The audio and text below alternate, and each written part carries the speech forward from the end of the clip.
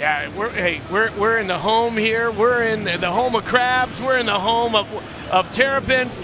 Hey, they're excited, and when you get a big crowd and it's loud, it puts all the pressure on the away team, especially when they're holding on to their number 7 ranking against a team who's got nothing to lose. It's going to be great. You look at some of the other venues in the Big Ten, this one a lot more compact, but boy, can it get loud. It can. I've been here for a bunch of different sports, and so with the whistles blowing here, and right away they're going on the fight, pulling on the head. You look at Sammy Sasso reach into that inside control. He's got a great little slide by where he changes his hips from in the front on the tracks off to the side and pulls his opponent down. You look at what they're going to be pulling on the head, boy, for this 3-2-2 match. 7 minutes of pure motion. Right away, a nice little outside reach. And did you watch what Miller just did there? He pushed the head. Sasso's head was on the outside. He swung it to the inside, and now we're in a scramble. And this is where college wrestlers really thrive, is in the scramble position. Anybody can get in on the leg, but it's scoring from that position that's hard. Sammy Sasso, a standout out of Pennsylvania, one of the best states for wrestling, not too far away from here in Maryland. No, and you know, Sasso wrestled for Dave Krall at Nazareth High School. He was one of the highest ranked recruits coming into the country, winning national titles, and he's just gotten better and better and better, but he had a base of knowledge that was phenomenal coming in. And his opponent, Ethen Miller, another guy who was ranked pretty high back in high school. Still no score, though, between them. And this is, you know, Coach Clemson spent a lot of time at the University of Missouri. He had roots built in that Missouri area, so he was able to get some of these guys to come in and there's 2 points. Speaking of coming 2 points for Sasso as he captured both feet, came behind for a 2-point takedown. First points of the night going to Sammy Sasso.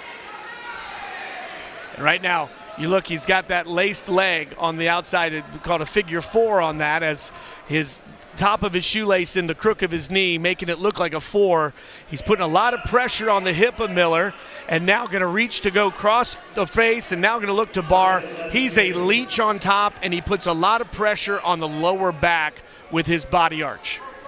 That ride time clock up at about 40 seconds now, and Sasso really just trying to control this one early on. You don't want Sammy Sasso on top of you, but right there, the referee deemed that it wasn't going anywhere, so he called a stalemate. Now we're going to give another whistle start to Miller. He's going back down. He's trying to catch his breath like, man, my lower back is burning right now. It's just the dogs are barking. So Sasso going back to the top position here. Up 2-0. And you look, he automatically brought both hands down to a thigh pry, and that's going to stop the first move from the bottom, putting all the weight on Miller's hands and head. You figure that pressure's always just driving, but a nice quad pod position here as Miller going to look for that cradle.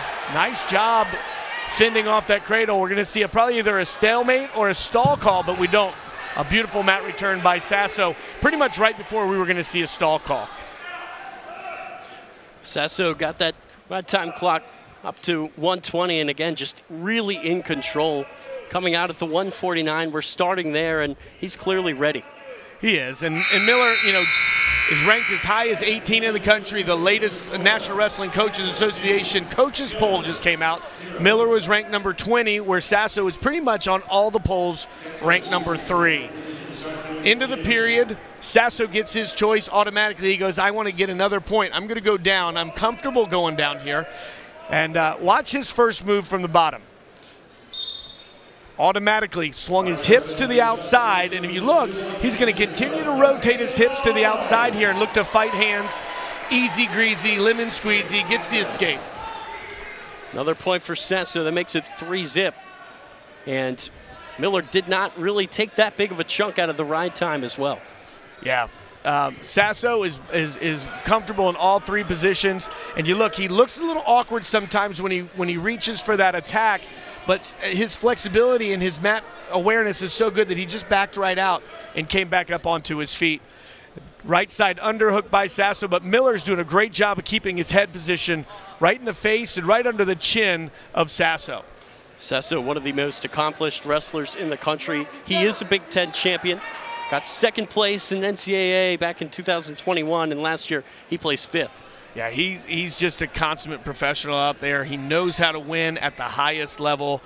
You think about it, just being an All-American once is quite an accomplishment when you're doing it multiple times and you're ranked as high as he is. Sometimes it's not even about how great of a wrestler, but just the fact that he can stay healthy for all that time, especially as we look at these guys who are really old and have spent a lot of time in college with the COVID years. So Sammy, again, goes to the stalemate there as Miller, at this point, hasn't had a whole lot of juice, but a nice little inside reach. He just hit Sasso's legs and bounced off. That's how strong Sammy Sasso is with another takedown. 2 more points for Sasso. He's up 5-0, and just really showing why he is ranked 3rd in the country. And anybody who has 3 years of wrestling under their belt in Big Ten, that is just such a big advantage, that experience. Absolutely. He is he's been through, what do they say, the iron in the fire, right? Once you've just been beaten down by every day, you're bound to get better. We're going to go to that 3rd period now. Sasso up 5-0, and he's coming out really, really strong and showing this big crowd here in College Park what he can do. Right, so right now, riding time is not locked up, but if he rides them for a little bit longer, you're looking at 6 points, right? So 6-0, 8-0 would make it an extra team point, so he's going to probably look to get a little bit more riding time, so it's under the belt. Then he's going to cut him here, give up 1, and now he's going to look to probably score 2 more takedowns to get that major decision. He's got that ride time clock sitting just over 2 minutes. Got a really impressive performance here by Sasso coming out. And this is why dual meets are so awesome, because you can get that extra point. And you can, if you're Miller, you're saying, I can't give up that extra point. So he's just hanging on to get a 3-point decision at times. Nice little inside reach, but Miller has a little funk in there as he's reached in between. He's going to pass that ankle, but we're going to see the referee in here in just a second. If Miller stays at that 90 degrees, go to neutral danger, where you'll see the official count. He's not swiping back points, but Sasso right now, look at his flexibility in his knee there as he looks to scoop. Coach Jaggers and Coach Stieber in the corner saying that's 2, and there it is, 2 points. So it's 7-1, 6-point differential. We might see him either look for a 2-point near fall here as he has crossed up the feet, and we have near fall swipes, 45 degrees. Looking at the cross of those knees, what are you going to do in that position, Tyler? I'm glad it's not me. Yeah, Miller in a tough spot here, the freshman going up against one of the best seniors in the country. But again, every match in the Big Ten, you get a lot more experience.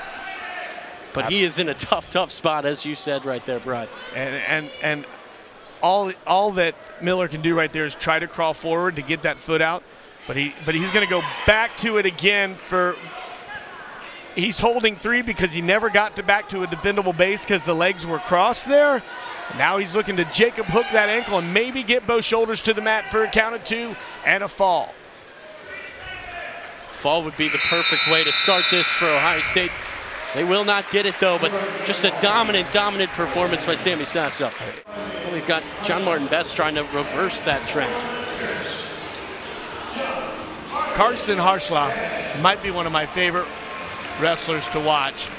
His father ran a great club, Miran Club, up in Ohio for many years. Kharchla, during COVID years, I watched him beat some of the best in the world in freestyle. The guy is a stud, but he's had a few injury problems if you look at that weapon that's on his right leg. But he has not been back since the Cliff Keen Las Vegas Invitational, so he hadn't wrestled really since December 3rd, where he got injured. So this is his first match back. His position is uncanny.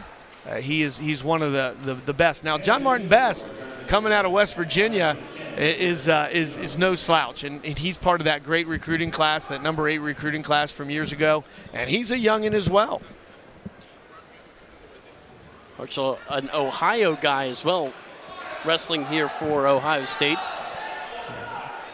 Kharchla from that tough area in right above Cleveland, or right near Cleveland, and he is a phenomenal athlete. I've had the opportunity to watch John Martin over the years as well, and you know, he's again no slouch. So he's kept it close thus far. No points with a minute 10 in. And that ACL injury against Duke last year, his freshman year. So yeah, he knows the pain of the knee. They both have some pretty good brace on their right knees. Kharchla's just a little bit newer. These are two tough guys out there on the mat right now, and Ohio State with that big lead. Kharchla trying to just pick up where the other two left off, but still no score here between Martin Best and Kharchla. So he started, John Martin Best started his career at Air Force Academy, and then transferred back, and it's a pretty good story. You know, he had originally considered University of Maryland, went out to Colorado Springs to Air Force Academy, and then came back and said, no, that's where I want to be. He wants to be at University of Maryland. Two-time West Virginia state champion. Also, you know, both of these guys in the Olympic styles, John Martin Best, a Pan Am champion as well in the cadet years, that 15 and 16-year-olds. Still no score between them, and again, Ohio State's first two guys, Sasso and Gallagher, they jumped out to those early leads, but Kharchla has just not been able to do that yet. But again, that pull and chase position that Ohio State does so well, if you watch them and you go back and watch what just happened, he didn't just pull straight down. As he pulled, he got his hips to the side, that left-hand side, and was able to pull and chase to the backside. And now Kharchla has a grip like a vice, pulls that crossface across. We saw Patty Gallagher in this crossface position in the last match, looking to bundle the arms. But the period ends. Here Let's take another look. Going after that injured leg. Yeah, but he gets to that corner, he gets to the leg, and then changes direction and puts John Martin Best down on his seat for a two-point takedown. So that change of direction was beautiful. So 2-0 after the first. Kharchla, but again, it took him a long time to really get something going against John Martin Best, the really, really tough freshman. Yeah. You know, they're and coming back from an injury, he's probably feeling a little leery of taking that attack, especially with that big brace on. Obviously, I talked to Coach Ryan earlier, and you see he sits on the bench, he lets his coaches coach. He said he trusts his athletes to tell him when they're ready. So he doesn't say, because you know what, you lose trust if you have a coach who says, no, you're wrestling tonight, you don't get a choice. These are men out here. These are not boys. They know how their body feels.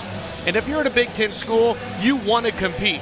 I know that, you know, we're going to see something later tonight, and, you know, there's Coach Ryan looking right now, but we saw, we're going to see a forfeit later tonight, and I know that Jackson Smith was dying to wrestle tonight. And sometimes you got to, you know, you got to pull those reins back a little bit to say, hold on, you're not quite ready yet. And as a coach, you know, that's what you got to be able to do. And it's so brutal to put your faith into 18 to 24-year-old boys and girls to know that they're going to make that decision, but you have to listen to them as well. So 1 point on the board for Kharchla, making it 3-0.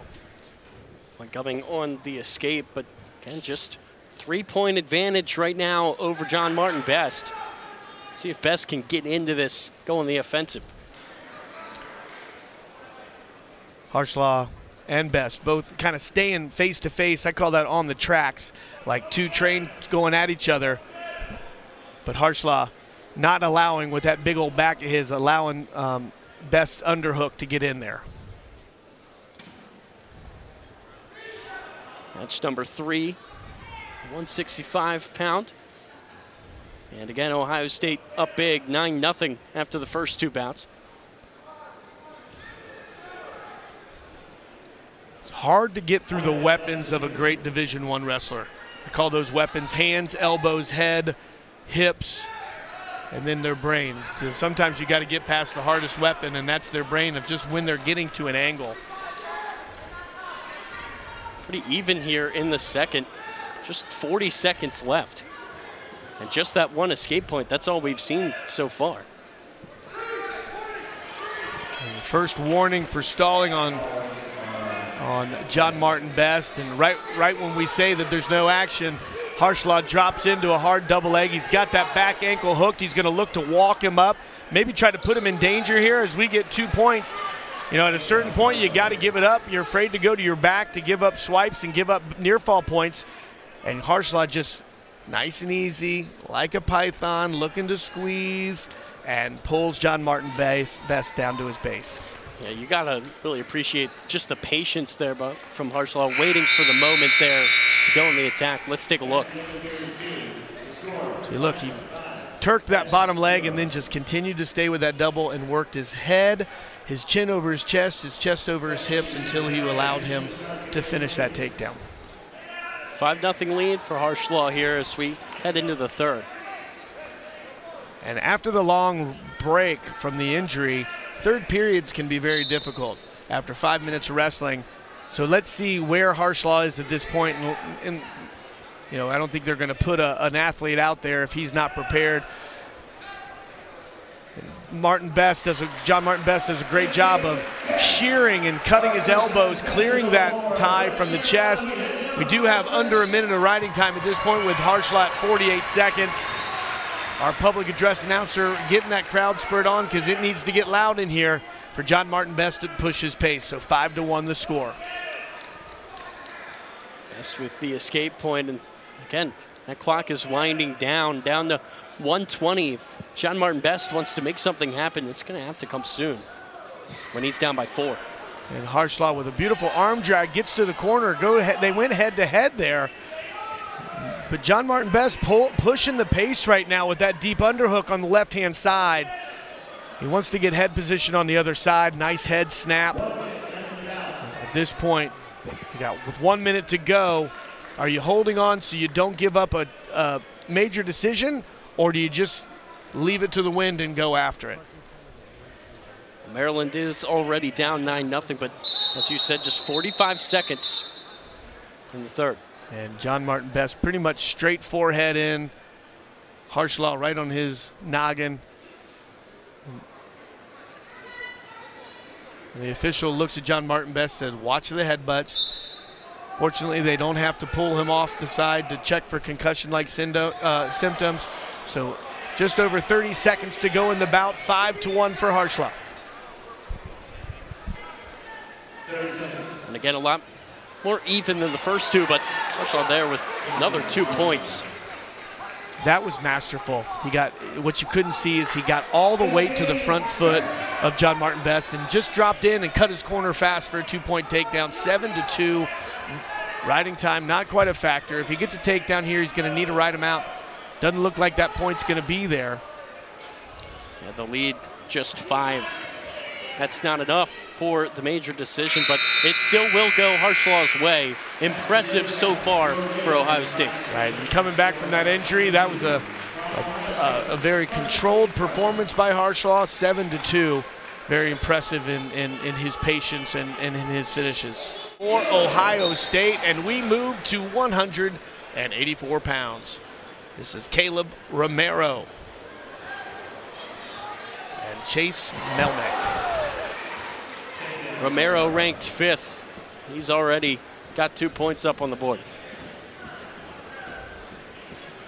And Mielnik, he's got his work cut out for him today against one of the top wrestlers in the nation.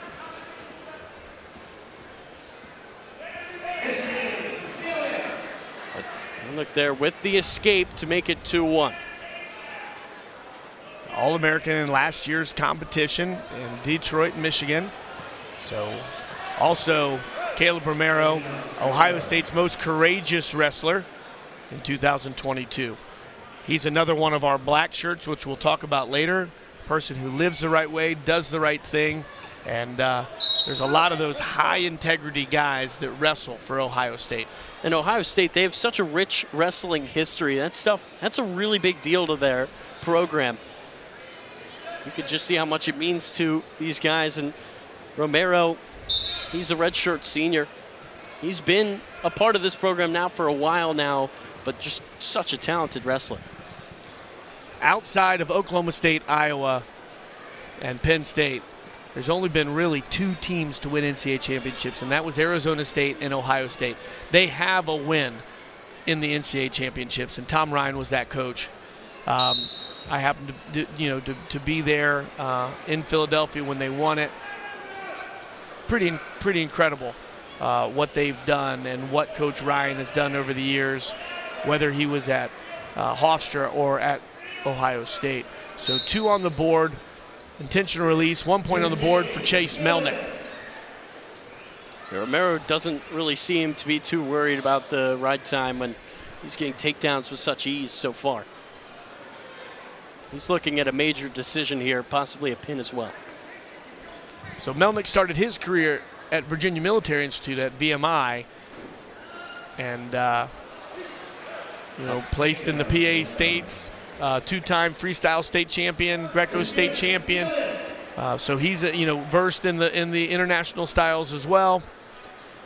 Out of Downingtown, Pennsylvania, just outside of Philadelphia.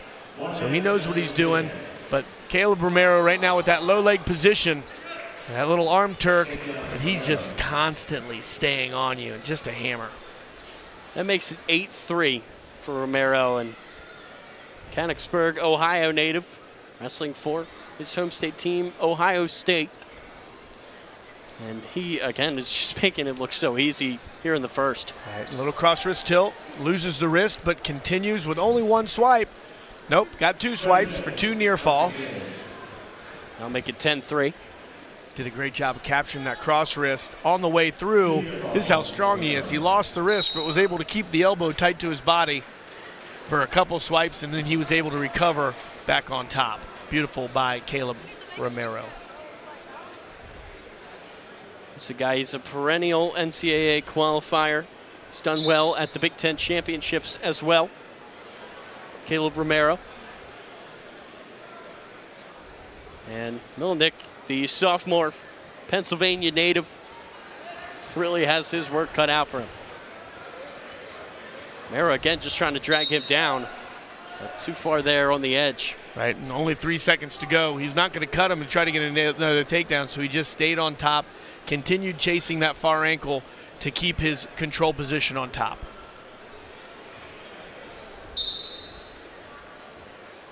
And that's going to do it here for the first. And not only is he up 10-3, but another thing to note is he's already got almost 2 minutes of ride time. Right, miles of riding time right here. So a nice little crackdown position. Mielnik actually did an amazing job, because if he had hung his head there, he would have reached up and tomahawked that head to a low leg cradle, which you're not coming off your back when you get in that low leg cradle position. Especially against a guy like Romero, but Mielnik with another escape point. However, Romero in control big time. I like Mielnik went to that 2-on-1 position trying to go to a control tie, because from space, Romero's just picking him apart. Makes it 12-4. Romero just dominant.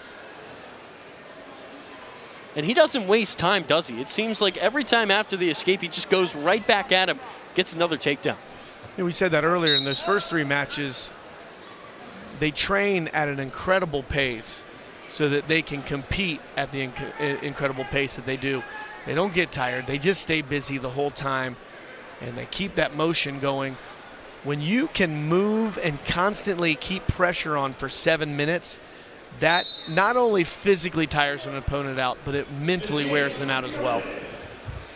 Mielnik with his 5th escape, but and he is in big trouble here against Kaleb Romero, trying to take him down for what would be the 7th time. And I like that he's going again to that 2-on-1 position and keeping his head position, keeping that head-hands defense. Romero pushing the head away. Mielnik trying a little elbow pass position, but look at the hand fight position. He pulled one hand, pulled the other hand, and then went into the attack, right into the pull and chase position, right into the 2-point takedown. That is constant chain wrestling by Kaleb Romero, and then he just bullies him out of bounds. Just stayed heavy the whole time. Really is just insane to see just how solid a guy like Romero is. Just one after the other, just has kept them coming and showing no mercy now. Up by 9 as you get a little bit close to the table there. They're going to go back to the middle. Yep, 27 seconds to go here in period 2, 14-5. He's looking for more bonus than just the major decision, and Jay Jagger said, keep on him. Stay on top. Let's get a turn. 9-point lead here for Romero, fastly approaching that third period. But he is in control and then some. Look at the ride time clock, almost to 3 minutes. Now again, you can only get 1 point. It doesn't matter how high it goes, but it just goes to show just how good Romero is. He's just dominant, and Mielnik has been warned for stalling. His head is down right now. I'm surprised that they didn't warn him again right there and give him another stall point there. So we're going. Romero goes down to start period 3. Fluffs his hair back, makes himself look good. He says, I'm going to get off the bottom here quick. Let's see what happens off the whistle here where Mielnik goes immediately. He went double thigh pry, but Romero's so tough at just getting to his feet and going to the cut through there. I'd like to see Romero's hand fighting again. Look, he pulls the head, pulls him by, transitions right into an attack, and then transitions again right to a, that's a great little scramble there. I like it. But won by Romero. Again, like a dog on a bone, he just never stopped moving. And again, we are into major decision territory now. Big time for Romero. Just a dominant performance. 17 points on the board, and the ride time over 3.5 minutes. So right now, if you're looking at it, it's 18-5. It's a 13-point differential with the point for riding time, which doesn't go on until the end of the match. Right. With a minute to go, either he's going to look for a turn here. At a certain point, he's just going to cut him. But unless he can capture another cross wrist. But let's see if they give another point for stalling here, as Mielnik really hasn't made an attempt to come off his belly much. But when you are just getting housed, when you're just getting pressured the whole time, it's very difficult to call stalling there, because where do you want him to go? Right. Everywhere he's going, he's getting turned, he's getting beaten. So is he stalling or is he surviving? It's one of the two. Seems like Mielnik just hasn't really had many options here against Romero. It's just been dominant. Lets him get right back up there. Optional start. So Mielnik has put up 6 points on the board, but he's just been dominated the whole time, as that's 2 more for Romero. So 19-6 now. Over 4 minutes of advantage time, 30 seconds to go. 20-7 is what it looks like right now. One more takedown and a ride out, and the match is a technical fall. Straight double, up the middle, puts him on his hip, and now they're saying keep him down for the next 9 seconds. And get 5 points for the Buckeyes. Trying to hold him. What a dominant performance by Kaleb Romero. Add a point for advantage time, 22-7, technical fall victory. Ohio State's Kaleb Romero. And that's going to do it for the first 5, but Ohio State, they are up big. 20-0, they lead after the tech fall. It really has been fantastic from the Buckeyes. They've come into College Park, the biggest crowd I've seen here in some time, and they are up big. You are watching Big Ten Wrestling on Big Ten Plus.